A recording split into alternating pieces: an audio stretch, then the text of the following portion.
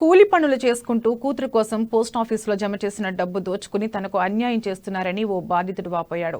నిజామాబాద్ జిల్లా ఎర్గట్ట మండలం తొర్తి గ్రామానికి చెందిన రవిదాస్ తన కూతురు సాత్విక కోసం 2016లో సుకన్య సమృద్ధి యోజన పథకం క్రింద 1000 రూపాయలతో ఖాతా తెరిచాడు. అప్పటి నుండి ప్రతి సంవత్సరం 5000 రూపాయల చొప్పున 7 సంవత్సరాలకు 35,000 రూపాయలు జమ చేశాడు. అయితే ఇప్పుడు పోస్ట్ మాస్టర్ను ఖాతా బుక్ ఇవ్వమని అడిగితే నేనే చూసుకుంటానని చెప్పి వారం రోజుల తర్వాత ఖాతా బుక్ ఇచ్చాడు. ఖాతా తెరిచి చూస్తే కేవలం 1000 రూపాయలు మాత్రమే ఉండడంతో రవిదాస్ షాక్ తిన్నాడు.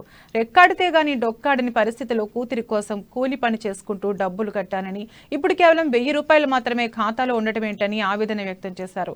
అధికారులు చర్యలు తీసుకుని తనకు న్యాయం చేయాలని బాధితుడు వేడుకున్నాడు. ఎప్పుడైతే ఓపెన్ చేసిందో అప్పటి నుండి మిగిలిన డబ్బులు ఇందులో కనిపించడం లేదు.